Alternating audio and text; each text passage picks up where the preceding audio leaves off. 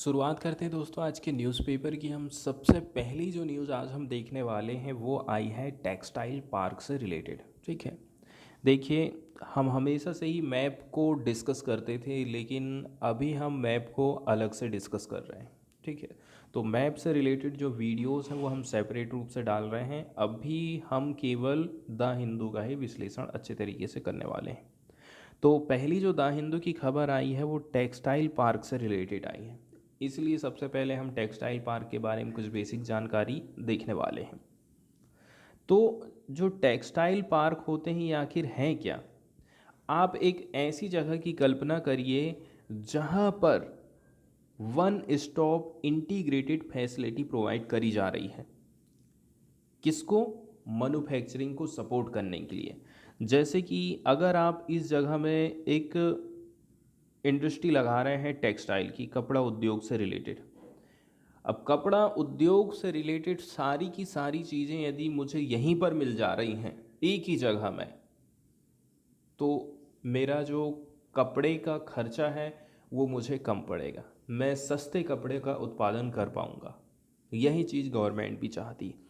तो जो मैन्युफैक्चरिंग है उसको सपोर्ट करने के लिए इसके साथ साथ में वेलफेयर, कॉमन इंफ्रास्ट्रक्चर की फैसिलिटी प्रोवाइड करने के हिसाब से ही इस प्रकार के पार्कों की स्थापना करी जाती है। तो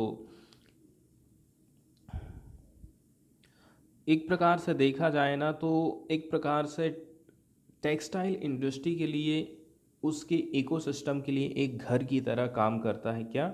ये टेक्सटाइल पार्क। तो टेक्सटाइल पार्क से रिलेटेड क्या क्या चीज़ न्यूज़ हमें आई हैं इसको हम अभी डिस्कस कर लेते हैं। गवर्नमेंट ये चाहती है कि हमारे देश में जो टेक्सटाइल पार्क्स हैं उनकी संख्या को हम बढ़ाएं। ठीक है, ज़्यादा से ज़्यादा जगह पर टेक्सटाइल पार्क खोले जाना चाहिए, ऐसा गवर्नमेंट ऑफ इंडिया की तरफ से प्रपोजल आया है।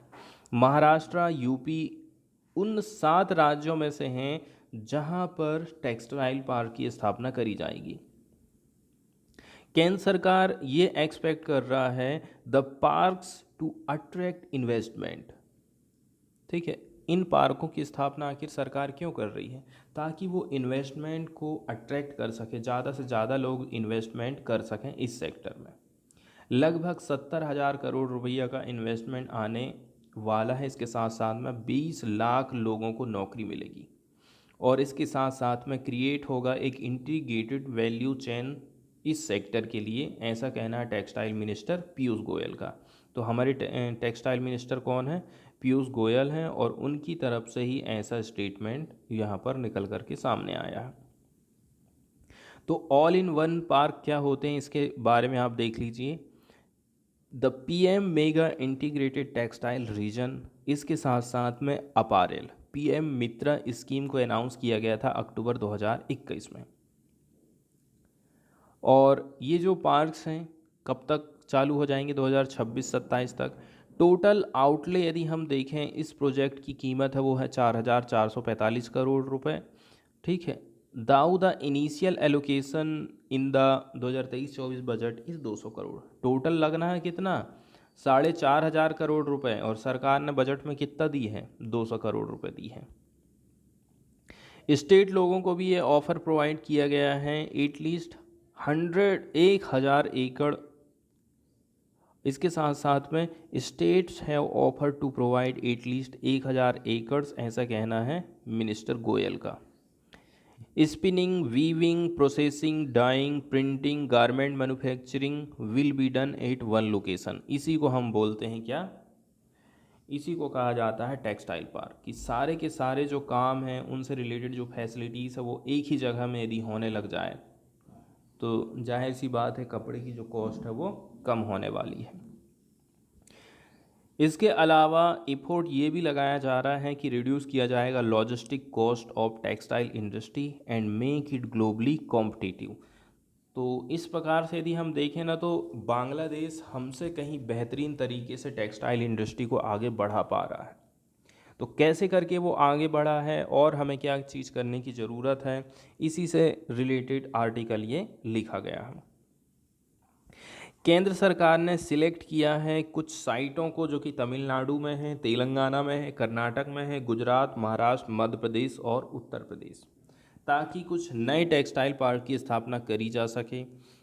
A year and A half after the PM mega integrated textile reason and apparel scheme को लॉन्च किया गया था। इसी प्रकार की और भी कई सारी योजनाएं चल रही हैं, जैसे कि PM mega integrated textile reason है, अपैरल पीएम मित्रा स्कीम है, और अभी आ गई है टेक्सटाइल पार्क योजना आ गई है। तो 7 स्टेट को लिस्ट किया गया है। प्राइम मिनिस्टर नरेंद्र मोदी ने कहा है कि ये जो पार्क है ये प्रोवाइड करेंगे state of the art infrastructure for textile sector. इसके साथ साथ में अट्रैक्ट करेंगे इन्वेस्टमेंट को करोड़ों रुपया का, और लाखों जॉब ये क्रिएट करने वाले हैं। स्कीम को अनाउंसमेंट किया गया था अक्टूबर 2021 में, and the parks will be set up by 2026-27। और ये इन पार्कों की स्थापना कब तक हो जाएगी? 2026-27 तक हो जाएगी। यदि हम टोटल आउटले की बात करें वो है 4,445 करोड़ रुपया का, जबकि 2023-24 का जो बजट है उसमें 200 करोड़ रुपया ही दिया गया है। बात करी जाती है कि जो पीएम मित्र मेगा टेक्सटाइल पार्क हैं ये बूस्ट करेंगे टेक्सटाइल सेक्टर को, बढ़ावा देंगे in the line with 5F। 5F मतलब फार्म से लेकर के fibre, fibre to factory, factory to fashion और फैशन टू फॉरेन। इस प्रकार से इसमें विजन रखा गया है। Make in India and made for the world programme के अंतर्गत ये कदम उठाया जा रहा है। इसके साथ साथ में बताया जा रहा है कि केंद्र सरकार ने एक परिकल्पना करी है कि लगभग 70,000 करोड़ रुपये का इन्वेस्टमेंट किया जाएगा इन पार्क्स में, और यहाँ पर एम्प्लॉयमेंट जनरेशन होगा लगभग 20 लाख रुपए का, 20 लाख लोगों को रोजगार मिलेगा, ऐसा कहना है पीयूष गोयल का। इस प्रकार के जो पार्क बनाए गए हैं वो किस प्रकार से फंक्शन करेंगे इसके बारे में भी और आगे यहाँ पर बताया जाता है।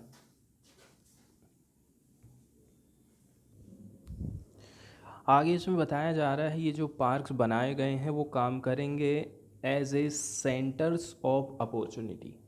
अपॉर्चुनिटी का केंद्र बिंदु के रूप में ये काम करेंगे, ताकि क्रिएट कर सकें एक इंटीग्रेटेड टेक्सटाइल वैल्यू चेन का, जैसे spinning, weaving, processing, dyeing, printing से लेकर के गारमेंट की मैन्युफैक्चरिंग तक सारी की सारी चीज़ें एक ही लोकेशन में होने वाली हैं।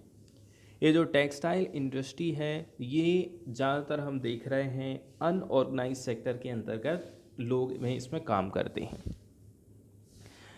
This increased wastage and logistical cost impact the competitiveness of the countries textile sector.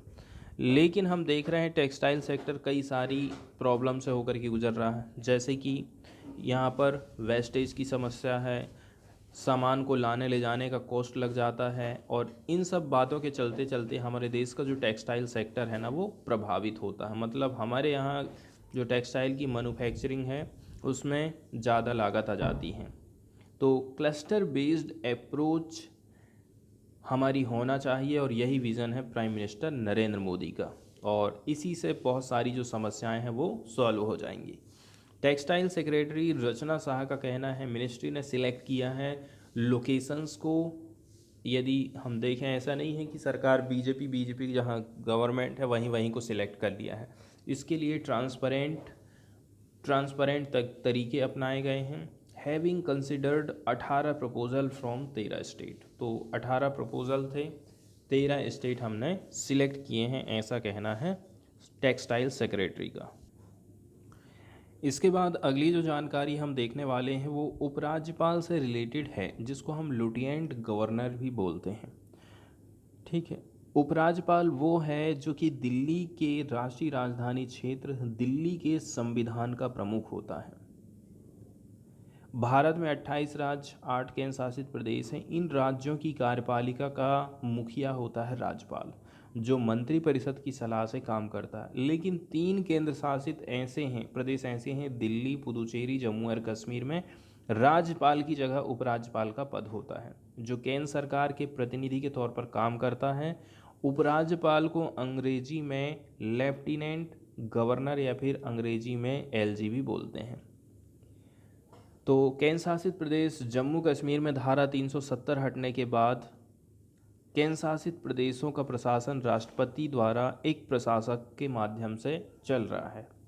देश के सभी राज्यों में राज्यपाल का संचालन हो रहा है, लेकिन केंद्र शासित प्रदेशों का संचालन हम एडमिनिस्ट्रेशन के द्वारा कर रहे हैं, उपराज्यपाल और प्रशासक के द्वारा। उपराज्यपाल की नियुक्ति की यदि बात करें तो देखिए, राज्यों में राज्यपाल और केंद्र शासित प्रदेशों में उपराज्यपाल की नियुक्ति करी जाती है। उपराज्यपाल की नियुक्ति केंद्र शासित प्रदेश की सरकार की सिफारिश पर राष्ट्रपति करता है। भारत में 8 केंद्र शासित प्रदेशों में से 3 केंद्र शासित प्रदेश दिल्ली, पुदुचेरी, अंडमान और निकोबार में उपराज्यपाल का पद रखा गया है। बाकी जो शेष केंद्र शासित प्रदेश हैं वहाँ पर एडमिनिस्ट्रेशन के माध्यम से सरकार चल रही है। इसकी शक्तियाँ क्या क्या हैं?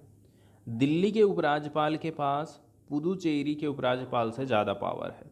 दिल्ली के उपराज्यपाल को कुछ विशेष प्रकार के अधिकार मिले हैं, जैसे कि सार्वजनिक क्षेत्र, पुलिस, लैंड, इनसे जुड़े मामले को उपराज्यपाल देखता है दिल्ली का। वो आर्टिकल 239 के अंतर्गत राष्ट्रपति द्वारा दिए गए आदेश को उस राज्य के मुख्यमंत्री से विचार विमर्श के बाद लागू करता है। राष्ट्रपति कुछ कहेगा राज्यपाल को, फिर राज्यपाल उसी बात को मुख्यमंत्री की जो ग्रुप है उससे सलाह करेगा, फिर काम करेगा।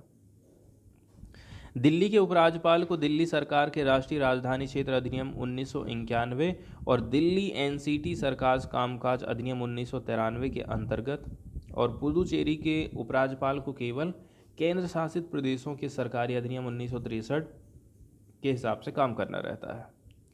इसके साथ साथ में उपराज्यपाल सलाहकारों के एक समूह को नियुक्त कर सकता है।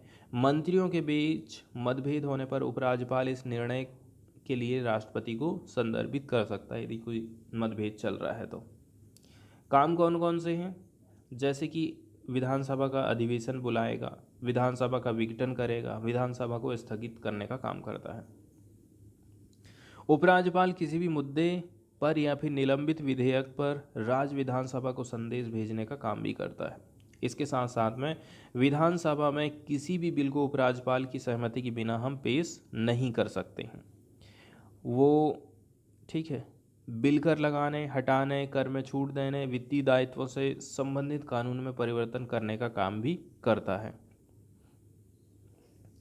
अब उपराज्यपाल को कई ऐसे मामले मिले हैं जिसमें वो अपनी सूझबूझ का इस्तेमाल करता है।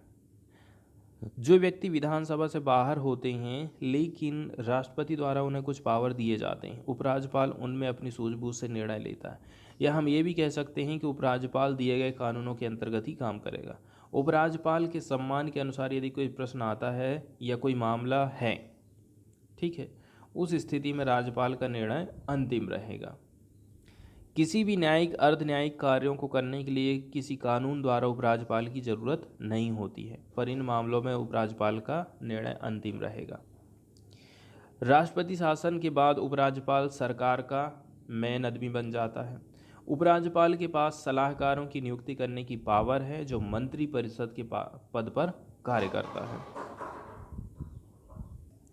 इसके अलावा भी इसमें कुछ इम्पोर्टेंट कुछ वन लाइनर फैक्ट दिए गए हैं, जैसे कि इसका गठन कब से हुआ, तो 1966 सितंबर। दिल्ली के पहले लेफ्टिनेंट गवर्नर कौन थे? आदित्यनाथ झा। उपराज्यपाल की नियुक्ति 5 सालों के लिए होती है। नियुक्ति कौन करता है? राष्ट्रपति करता है। तो उपराज्यपाल से रिलेटेड यहाँ पर कुछ महत्वपूर्ण जानकारी हमने देखी है। इसके बाद वाली जो न्यूज़ है वो हम आंगनबाड़ी स्कीम से रिलेटेड देखने वाले हैं। सबसे पहले हम बेसिक बैकग्राउंड देखने वाले हैं आंगनबाड़ी स्कीम के अंतर्गत। तो आंगनबाड़ी में माता और उसके बच्चे दोनों की देखभाल करी जाती है। ये योजना बच्चों की भूख और कुपोषण जैसी समस्याओं के समाधान के लिए भारत सरकार ने 1975 में चालू करी थी। आंगनबाड़ी का अर्थ होता है आंगन आश्रय। आंगन आश्रय। प्रत्येक गांव में आंगनबाड़ी लगभग 400 से 800 लोगों की जनसंख्या के आधार पर बनाई जाती है। हर ग्राम पंचायत क्षेत्र में जनसंख्या के आधार पर एक या फिर एक ज़्यादा आंगनवाड़ी के केंद्र हो सकते हैं। आंगनवाड़ी कार्यकर्ताओं और सहायिका द्वारा आंगनवाड़ी केंद्र को चलाया जाता है। हर गांव में 6 साल तक के बच्चे को कई सारी सुविधाएं उपलब्ध कराई जाती हैं, जैसे शिक्षा, पौष्टिक आहार, स्वास्थ्य, टीकाकरण। इन सुविधाओं का खर्चा भी नाम मात्र होता है। इस योजना का उद्देश्य ये है कि 6 साल तक के बच्चों को हर प्रकार की सुविधा का लाभ मिले, कोई भी बच्चा कुपोषण का शिकार ना हो जाए। इस योजना के अंतर्गत माता और बच्चों, है ना, दोनों ने ही इसका खूब लाभ उठाया है। आंगनवाड़ी केंद्र वो स्थान होता है जहाँ पर माँ और बच्चों को घर जैसा वातावरण मिल पाता है, जहाँ निसंकोच दी गई सुविधाओं का लाभ वो उठा सके। कौन कौन सी सुविधाएं दी जाती हैं? 6 साल से कम उम्र के बालकों को टीका लगाए जाते हैं, ठीक है, वैक्सीनेशन का काम। नवजात शिशु व 6 वर्ष से कम आयु के बच्चों की देखभाल करी जाती है।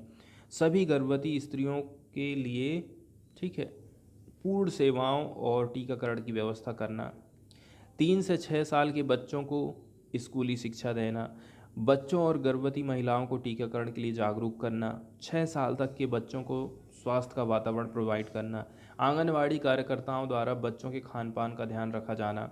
बच्चों और माताओं के लिए जो भी सामान आता है उसे घर घर तक पहुंचाना। किसी कुपोषित बच्चे को स्वास्थ्य सुविधा प्रदान करना और केंद्र अस्पताल भेजना।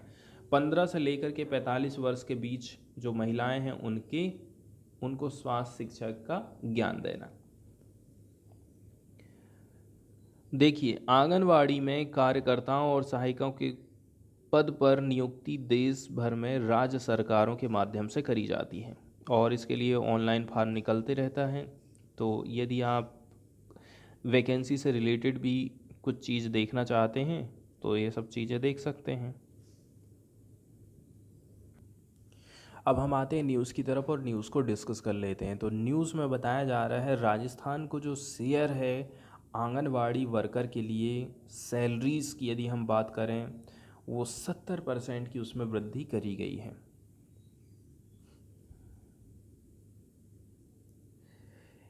स्टेट का शेयर यदि हम बात करें, ठीक है, किस मामले में, payment of remuneration to anganwadi worker, ये इंक्रीज़ हो गया है 70% राजस्थान में, ठीक है। अगेंस्ट यदि हम बात कर लें किसकी, एक मिनट,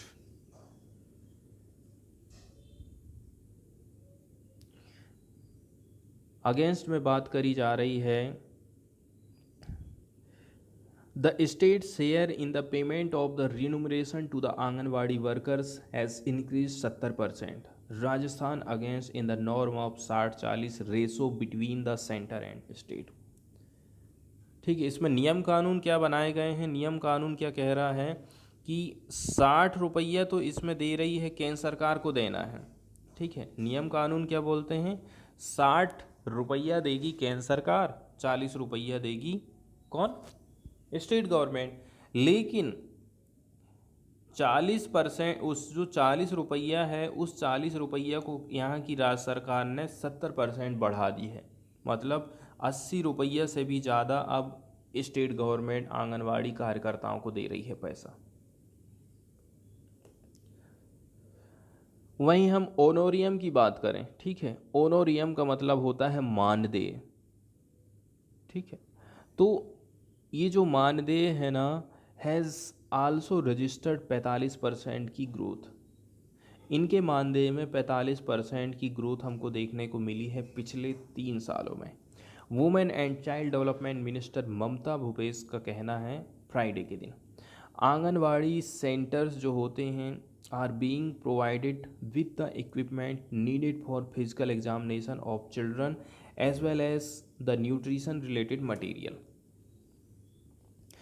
तो आंगनवाड़ी को कौन कौन सी सुविधाएं हम दे रहे हैं? फिजिकल एग्जामिनेशन ऑफ चिल्ड्रन, बच्चों का फिजिकली परीक्षण यहाँ पर हो सके, इसके साथ साथ में न्यूट्रिशन रिलेटेड मटेरियल इनको प्रोवाइड किया जाता है। भूपेश का कहना है, देखिए, एक अमाउंट है 73.84 करोड़ रुपया का, वो हमने सैंक्शन करे हैं for gadgets such as infantometer, stadiometer, कौन कौन सी चीज़ें प्रोवाइड करी गई हैं यहाँ पर एक बार फिर से देख लेते हैं। इन फेंटोमीटर, स्टेडियोमीटर, वेइंग मशीन, ताकि मॉनिटरिंग कर सकें हम माल नरिशमेंट को। ठीक है, तो जो इन्फेंटोमीटर होता है इसके बारे में भी थोड़ी सी हम जानकारी देख लेते हैं।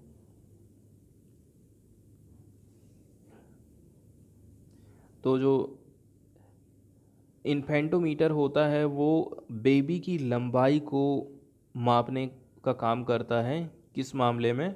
लाइंग डाउन पोजीशन में। तो ये आप देख रहे हैं ना, यहाँ से हम बेबी की लेंथ को माप सकते हैं। तो ये हो गया इन्फेंटोमीटर। इसके बाद आ जाता है हमारा स्टेडियोमीटर। स्टेडियोमीटर के बारे में यदि हम जानकारी देखें, ये क्या होता है? हाइट को मेज़रमेंट करने का काम करता है, इसको हम बोलते हैं स्टेडियोमीटर। इसके साथ साथ में वज़न मापने की मशीन भी दी गई है, बच्चे की हाइट नापी जा रही है, ठीक है, लंबाई नापी जा रही है। स्टेट गवर्नमेंट ने केंद्र सरकार से क्या कहा है कि प्रोवाइड करिए आप सुफिशिएंट फाइनेंसेस, रुपए पैसा तो कम से कम आप बढ़िया दीजिए आंगनवाड़ी सेंटर्स को, ठीक है, ताकि जो कोऑपरेटिव फेडरलिज्म है वो बना रहे। मिस एमएस भूपेश का कहना है the retirement package for these workers had also been announce in the budget 2023-24। ये जो महिला कार्यकर्ता हैं जब ये रिटायरमेंट होंगी तो उनको कितना पैसा मिलेगा, इसका अनाउंसमेंट भी हमने 2023-24 के बजट में कर दिया है। तो ये तो थी राजस्थान की जो आंगनवाड़ी वर्कर हैं उनसे रिलेटेड कुछ महत्वपूर्ण जानकारी। इसके बाद अगली न्यूज़ हम देखने वाले हैं इंडियन इंस्टीट्यूट ऑफ एस्ट्रोफिजिक्स से। यहाँ के रिसर्चरों ने डेवलप किया है एक लो कॉस्ट स्टार सेंसर। तो सेंसर की खोज करी गई है, इसी से रिलेटेड ये जानकारी हमको देखने को मिल रही है। तो जैसे कि पिक्चर में आप देख सकते हैं, अलग अलग भाग में इसको डिवाइड कर दिया गया है।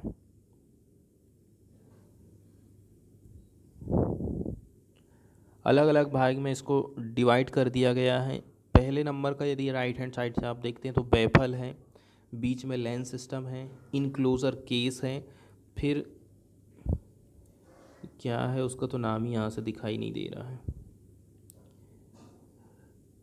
Raspberry PI0, voltage regulator board बीच में लगा दिए हैं, और फिर सबसे लास्ट में है इनक्लोजर LID लीड। तो Indian institute of astrophysics IIA ने डेवलप किया है एक low cost star sensor astronomy के लिए and small cubesat class satellite mission. किसके लिए है ये? एस्ट्रोनॉमी के लिए इस्तेमाल किया जाएगा। इसके साथ साथ में किसके लिए? लो small cubesat class satellite mission के लिए भी इसका इस्तेमाल किया जा सकता है। तो जो स्टार सेंसर है जिसका नाम रखा गया है स्टार बेरी सेंस, ये हमें हेल्प करता है कहाँ पर? Small cubesat class satellite mission में find their orientation in space. तो स्पेस में ओरिएंटेशन के लिए, ठीक है, दिशा के लिए, इधर से उधर जब आपको मूव करना है तो उसके लिए ये मदद करने वाला है। Department of science and technology, shortcut में DST बोलते हैं, उसने ये कहा है कि स्टारबेरी सेंस ये रेडी हो गया है लॉन्चिंग के लिए। ठीक है, कहाँ पर लॉन्चिंग करने वाले हैं? PS4 ऑर्बिटल प्लेटफार्म में। किसके द्वारा? इसरो के द्वारा। एंड इसका इस्तेमाल किया जा सकता है क्यूबसैट में and other small satellite mission में आने वाले फ्यूचर में। वहीं कमेरिकल पर जो आधारित है, ठीक, कमेर पर आधारित जो कंपोनेंट है, ये स्टार सेंसर की जो कॉस्ट है less than 10% of those available in the market. तो जो चीज़ 100 रुपया में है वो यहाँ आपको 10 रुपया में मिल जा रही है। The brain of the instrument is a single board Linux computer. इसका जो मेन चीज़ है, इसका दिमाग कह सकते हैं, वो क्या है? Linux computer. इसका नाम रखा गया है raspberry pi, which is widely use among electronic hobby enthusiasts. तो जो इलेक्ट्रॉनिक चीज़ें हैं वहाँ पर इसका इस्तेमाल किया जाता है।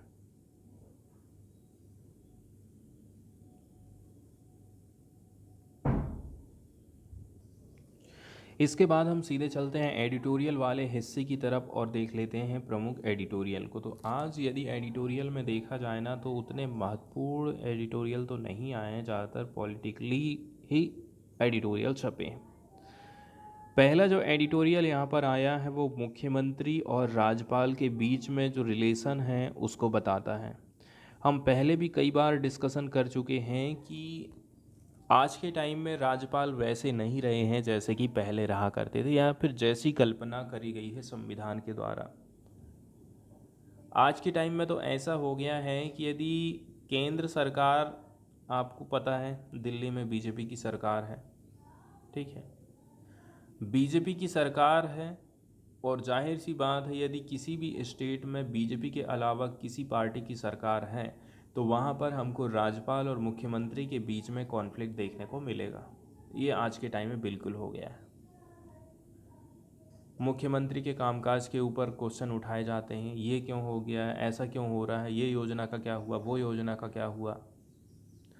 मतलब कुल मिलाकर के उसको इसलिए भेजा गया है ताकि वहाँ की सरकार गिर जाए, लोग मुख्यमंत्री से खुश ना रहें। आज के समय में तो हमें ऐसा ही प्रतीत होता है, एकदम उसका जो काम है एक पूरी तरह से चेंज हो गया है। इसी से रिलेटेड सुनवाई भी चल रही। देखिए, राज्यपाल कई तरीके से प्रभावित कर सकता है मुख्यमंत्री के कामकाज को, जैसे कि कुछ महत्वपूर्ण बिल यदि मुख्यमंत्री के द्वारा, कहना चाहिए वहाँ की विधानसभा के द्वारा यदि पास कराए जा रहे हैं तो उनको अपने पास में रख लेना। कब तक रखना है कोई टाइम पीरियड नहीं है, या फिर राष्ट्रपति की सहमति के लिए भेज देना, इस प्रकार के डिले होते हैं, ठीक है। दूसरे नंबर की बात हम ये भी देखें हैं महाराष्ट्र में कि राज्यपाल के ऊपर ये निर्भर है कि वो किस पार्टी को पहले बोल रहा है कि आप बहुमत सिद्ध करिए। किसी को तो आप बढ़िया टाइम दे रहा है, किसी को तो कह रहे हैं कि आप 8 घंटे के अंदर में अपना बहुमत सिद्ध करिए, ठीक है। तो इस प्रकार की घटनाएं नहीं होना चाहिए। इस प्रकार की यदि घटनाएं होती हैं इसका मतलब ये है हमारा संविधान कमज़ोर हो रहा है। तो इसी सब बातों को लेकर के ये कॉन्स्टिट्यूशनल हमारा जो फंक्शंस है, should not be held hostage to personal differences. Constitutional हमारा प्रभावित नहीं होना चाहिए पर्सनल डिफरेंसेस के चलते चलते। हम देख रहे हैं कि इस प्रकार की जो फ्रीक्वेंसी है जिसके अंतर्गत कंडक्ट और इनएक्शन ऑफ गवर्नर, गवर्नर के कामकाज, या फिर गवर्नर इनएक्शन लेने लग जाए, ठीक है, चुपचाप जेब में रख के अपने बिल को बैठ गए, come up for judicial scrutiny, reflect poorly on the state of relation between incumbent in Raj Bhavan and respective chief minister। ये जो सुनवाई चल रही है वो क्या बात बताती है? वो बात बता रही है कि मुख्यमंत्री और राज्यपाल के बीच में सही चीज़ नहीं चल रही है। सुप्रीम कोर्ट जल्दी ही सुनवाई करने वाला है एक एक्स्ट्रा ऑर्डिनरी पिटीशन। कहाँ से है ये? तमिलनाडु के गवर्नमेंट की तरफ से, seeking a direction to the governor, ठीक है। गवर्नर के लिए क्या दिशा निर्देश सुप्रीम कोर्ट जारी कर सकता है? वहाँ की गवर्नर कौन है? Doctor Tamilisai Soundararajan, to grant assent to bills passed by the state assembly. क्या मामला है? तेलंगाना की तरफ से आरोप लगाया जा रहा है मुख्यमंत्री के द्वारा कि ये जो राज्यपाल है ना, हम जो इतने अच्छे अच्छे बिल लेकर के आ रहे हैं उनको टाइम टाइम में पास नहीं करता, अपनी जेब में रख के बैठ जाता है। कब तक रखेगा कोई पता ही नहीं है। इसका मतलब ये है यदि हम लोगों के कल्याण के लिए योजनाएं लेकर के आए हैं, कल्याण करना चाहते हैं, तो वो काम अब हम नहीं कर पाएंगे, लोग हमसे नाखुश रहेंगे और फिर हमारी सरकार अगली बार आने वाली नहीं है। रिसेंटली अपेक्स कोर्ट ने डिस्पोज किया है एक पिटीशन को, पंजाब गवर्नमेंट की थी, दैट वाज एग्रीवेड मतलब होता है व्यथित, पीड़ित, असंतुष्ट, aggrieved by an alleged delay in the governor summoning the assembly. यहाँ पर दूसरे किस्म का केस देख रहे हैं, गवर्नर असेंबली को बुलाने में डिले कर रहा है। इस मैटर को रिसोल्व कर दिया गया था when it was submitted on the behalf of governor that the assembly would meet on the day desired by the state government. अब बाद में इसको सॉल्व कर दिया गया है कि जिस दिन स्टेट गवर्नमेंट चाहेगी उस दिन हम असेंबली को बुला लेंगे। पिछले दशकों की यदि हम बात करें तो एक पिटीशन थी, क्या थी, कि कुछ दिशा निर्देश जारी करिए गवर्नर के लिए, या फिर क्वेश्चनिंग करिए उनके इनएक्शन को on the constitutional matter would have been thrown out on the threshold itself. तो यहाँ पर कुछ चीज़ें ऐसी हैं, कुछ बातें ऐसी हैं जहाँ हमें ध्यान देने की ज़रूरत है।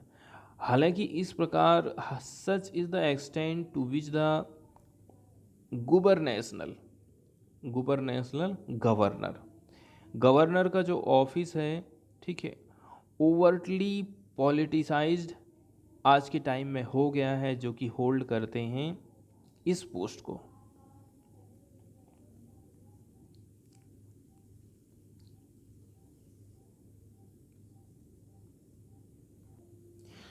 इसके बाद अगली जो न्यूज़ हम देखने वाले हैं वो राजस्थान की तरफ से आया। राजस्थान की गवर्नमेंट चाहती है कि ये जो मिलेट्स हैं, जिनको हम मोटे अनाज बोलते हैं, ज्वार, रागी, कोदो, कुटकी, समा, इनको मुख्य धारा में कैसे करके लाएं, लोग ज़्यादा से ज़्यादा इनका उपयोग कैसे करके करें अपने खाने में, इसके लिए राजस्थान गवर्नमेंट कुछ कदम उठा रही। राजस्थान की जो कांग्रेस गवर्नमेंट है उसने प्लानिंग करी है कि हम मिलेट्स को मेन स्ट्रीम में लेकर के आएंगे। एक प्रोग्राम है, public funded programme with the convergence of several department. इसमें बहुत सारे डिपार्टमेंट का कन्वर्जेंस किया गया है। कन्वर्जेंस करना मतलब अभिसरण करना, मिला देना। Which will lead to demand generation with the involvement of rural household, anganwadi centre, self help group. इसमें कौन कौन लोग काम कर रहे हैं? आंगनवाड़ी है, इसके साथ साथ में गांव के लोग हैं, स्व सहायता समूह हैं, ये सारे के सारे जुड़ने वाले हैं। The state ranks at the forefront of millet cultivation. Millet cultivation के मामले में राजस्थान बहुत आगे है। ये प्रोड्यूस करता है 41% मिलेट्स। कंट्री जितना भी करती है उसका 41% हिस्सा अकेला राजस्थान करता है। तो 2023 को as a international year of the millet घोषित किया गया है यूनाइटेड नेशन जनरल असेंबली के द्वारा। स्टेट प्रमोट कर रहा है इंडिजेनियस वेराइटी को, देसी वेराइटी का प्रमोशन किया जा रहा है।